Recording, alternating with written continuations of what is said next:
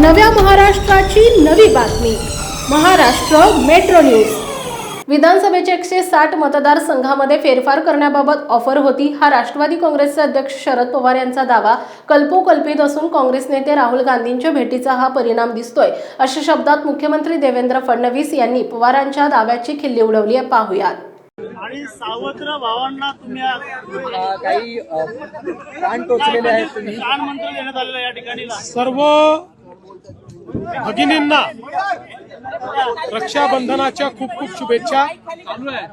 रक्षाबंधन हे बहीण भावाच्या पवित्र नात्यातलं एक अतिशय महत्त्वाचा असा क्षण आहे आणि केवळ बहिणींचीच नाही तर या निमित्ताने आपल्या भारत मातेच्याही रक्षणाची आपण सर्व लोक संकल्पना करत असतो आणि म्हणूनच या पवित्र दिनी सर्व आमच्या लाडक्या बहिणींना मी मनपूर्वक शुभेच्छा देतो।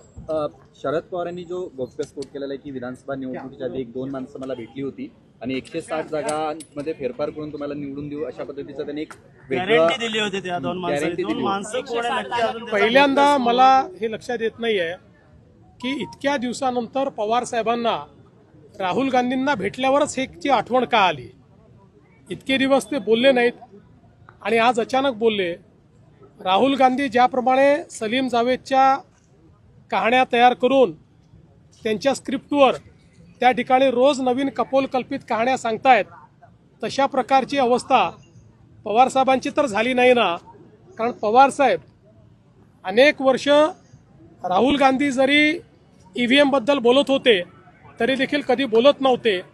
किंबहुना पवारसाहेबांनी स्पष्टपणे अनेक वेळा भूमिका घेतली की EVMला दोष देणं हे अयोग्य आहे आणि आता अचानक मला असं वाटतं की अशा प्रकारे जे काही पवारसाहेब बोलले आहेत राहुल गांधींच्या भेटीचा परिणाम दिसतोय। स्थानिक स्वराज्य संस्थांच्या निवडणुका डोळ्यासमोर ठेवून एक प्रकारचा हा संभ्रम निर्माण केला जातोय।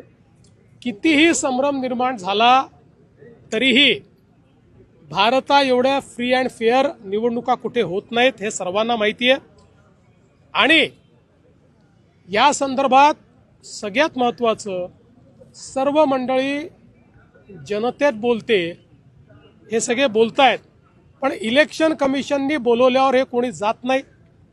इलेक्शन कमिशन समोर शपथपत्र द्यायला तयार नाहीत, सांगतात आम्ही संसदेत शपथ घेतली आहे। संसदेतली शपथ जर सुप्रीम कोर्टमध्ये सांगितलं आम्ही शपथपत्र देणार नाही कारण आम्ही संसदेत शपथ घेतली चालेल का? हायकोर्टात सांगितलं चालेल का?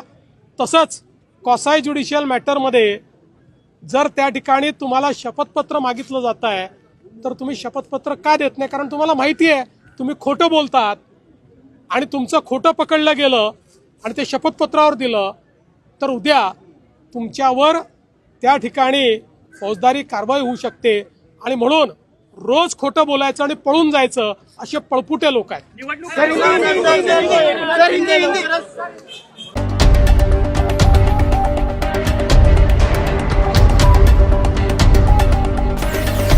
नव्या महाराष्ट्राची नवी बातमी महाराष्ट्र मेट्रो न्यूज।